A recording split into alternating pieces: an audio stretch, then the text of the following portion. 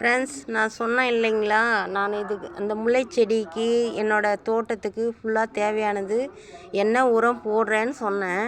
அது இந்த இந்த இந்த உரம் தான். இது நேற்று கழிவுங்க வீட்டில் ஆப்பிள், இந்த இது இந்த சாத்துக்குடி, இதெல்லாம் அரிசி கழுவின தண்ணி, வெங்காயத்தோல், இதெல்லாம் இது வரைக்கும் நேற்று கழுவுனது. இது 2 டேஸ் வச்சுருந்து புளிக்க வச்சு ஊற்றுவேன், அவ்வளோதான். இது அந்த மோர்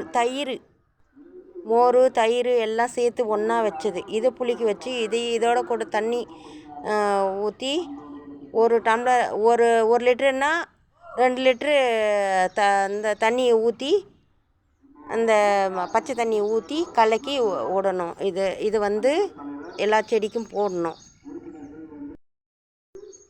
ஃப்ரெண்ட்ஸ், பாருங்கள், இதில் போட்டு தான் இவ்வளோ இதெல்லாம் தளிர் வந்திருக்கிறது. இதுக்கெல்லாம் நான் எந்த உரமும் போடுறதில்லை. மாதுளை செடி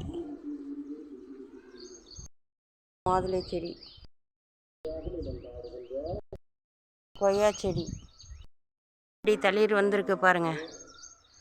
எல்லாம் ஃப்ரெண்ட்ஸ் பாருங்கள், எல்லாம் அந்த தயிர், மோர், பழைய சாதம் மீந்தது இதெல்லாம் ஊற வச்சு எடுத்து போடுவேன். கத்திரி செடி, ஓ என் பேரன் ஆயான்னு வரா. இதெல்லாம் இது மட்டும் போட்டு தான் இந்த தண்ணி, இந்த காய்கறி கழுவிங்க எல்லாம் சேர்த்து வச்சு தான் கொஞ்சம் ஊற வச்சு ஒரு 2 நாள் ஊற வச்சு செய்கிறேன் இதை.